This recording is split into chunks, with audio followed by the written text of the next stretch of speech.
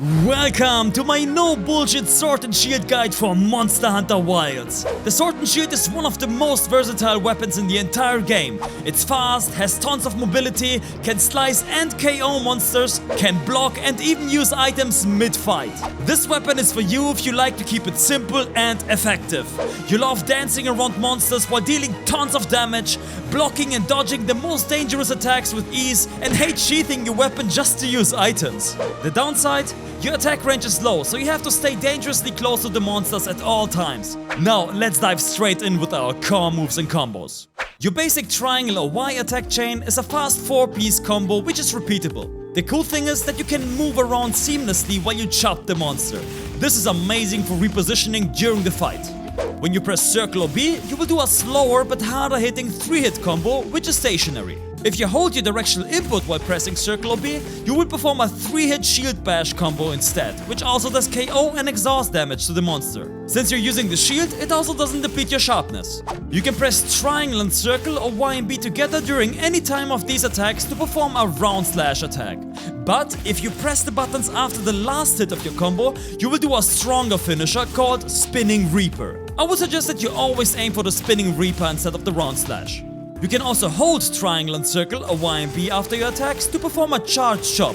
You wind up, jump forward and slice down for multiple hits. But just like with your Spinning Reaper, you should do this attack after the last hit of your combos to perform an enhanced version of it, which does more damage. You can even use it after the Spinning Reaper itself for a very strong finisher.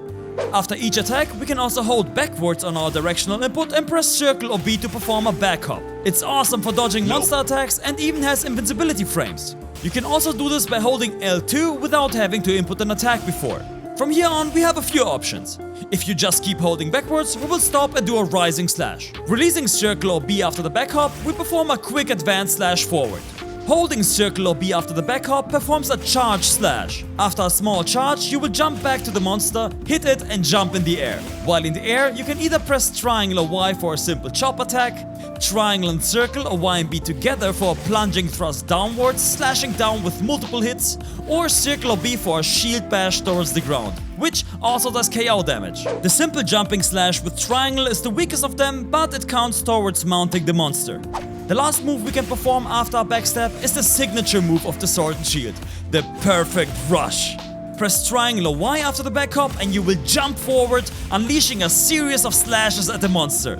You will notice your character glowing up red during certain times in the combo. When this happens, press triangle or Y to do max damage. In the end, you will jump up like before and you can follow up with the same attacks in the air.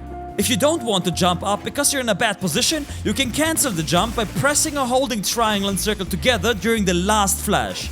Then you will perform a Spinning Reaper or a charge slash instead. Lastly, when you press triangle and circle or Y and B together outside of a combo, you will do the advanced slash, which is good for gap closing.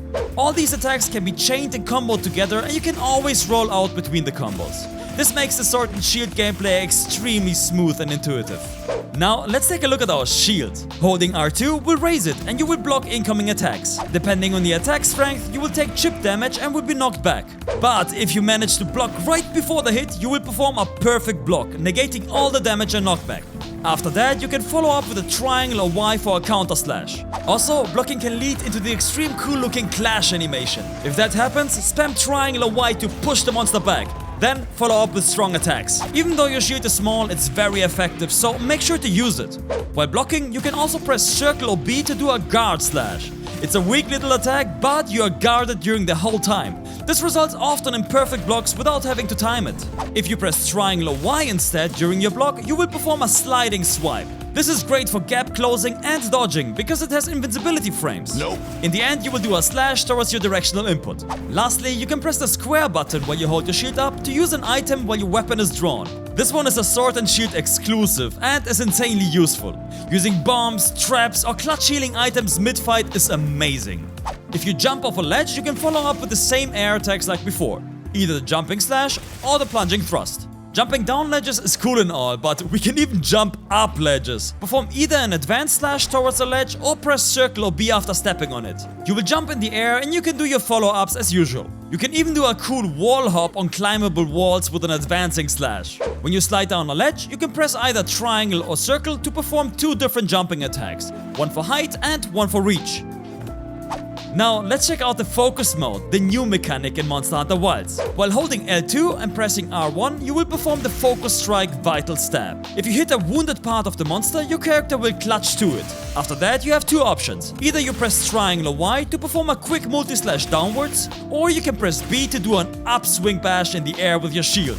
In the air, you have again the same options from the previous attacks. Either a normal slash, a shield bash downwards, or the plunging thrust. The sword and shield has a little extra mechanic for the wounds. If the wound is not glowing yet, but you see the white damaged part on the monster, you can still perform the focus strike to do a quick hit that hits the part multiple times. Alright, we know how to attack and defend. Now, how do we apply that in a real hunt? Here are some tips. The sword and shield is a fast-hitting and very mobile weapon, so make sure to always keep moving while hitting the monster. Thanks to the fast hits, it excels at applying status and elemental damage, so make sure to abuse that.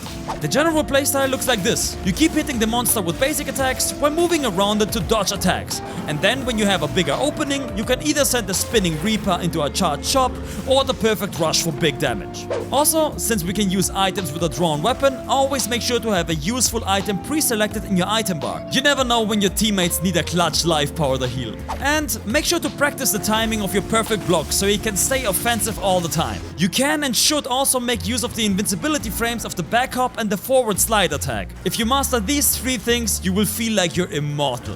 Got questions? Drop a comment or ask me live on twitch.tv/NinoMMO. If this video helped, hit that subscribe button and consider supporting me directly on Patreon. It really helps me keep making these no bullshit guides. Want to know the best sword and shield armor skills? Check out this video. Thanks for watching. Bye bye.